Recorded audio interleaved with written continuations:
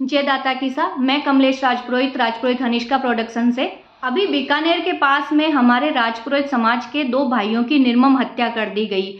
भगवान उन दोनों आत्माओं को अपने चरणों में स्थान दे और जिन्होंने ऐसा कर्म किया है उनको कड़ी से कड़ी सजा मिले, यही हम सबकी इच्छा है। लेकिन हम इस घटना की कड़ी से कड़ी निंदा करते हैं। ये समझ में नहीं आता कि दुनिया को हो क्या गया है।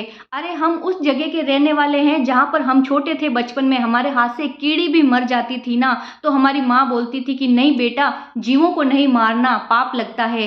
सोचिए, जीवों के प्रति हम इतनी दया रखने वाले आज हम इंसानों को मार रहे हैं। इसका क्या मतलब हुआ? क्या हमारे मन से भगवान का डर मिट गया है? क्या हमें परमात्मा को जवाब नहीं देना पड़ेगा? आप चाहे किसी भी जाति के हो, किसी भी धर्म के हो, लेकिन उससे पहले आप एक मानव हो, एक इंसान हो। ये दुश्मनी तो सब में होती है, जाति में भी होती है, धर्म में भी होती है, लोगों में होती है, भाई भाइयों में भी हो जाती है। लेकिन इसका मतलब ये तो नहीं कि हम दूसरे के प्राण ले लेंगे। अगर इस दुश्मनी अपनी जगह है, इंसानियत अपनी जगह है।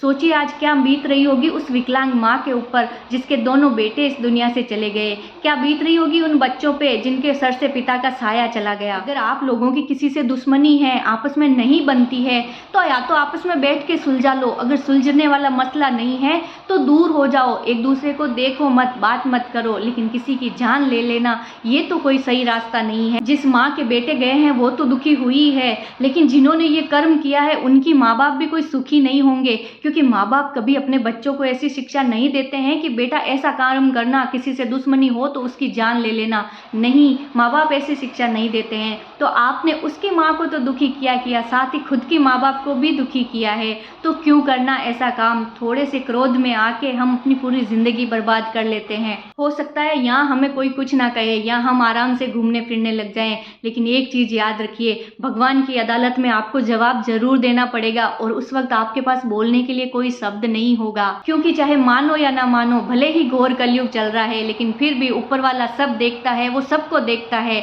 अपने किए हुए कर्म तो हमें भुगतने ही पड़ेंगे, चाहे इस जन्म में भुगतने पड़े, चाहे अगले जन्म में भुगतने पड़े, लेकिन कर्म कभी पीछा नहीं छोड़ते हैं। अगर आप किसी को जीवन दान दे नहीं सकते तो कोई हक नहीं है आपको किसी के प्राण लेने का। लेकिन जो हो चुका है उसे अब बदला नहीं जा सकता। परंतु हम उम्मीद करते हैं कि कोई दोबारा ऐसा ना करे, ना कोई किसी के बच्चों को मारे, ना कोई किसी से ऐसी दुश्मनी निकाले। दुश्मनी के तरीके से निकालिए। किसी को जान से मार देना कोई बहादुरी का काम नहीं है। भगवान हम सबको सद्बुद्धि दे, इसी कामना के साथ जय दाता की सा।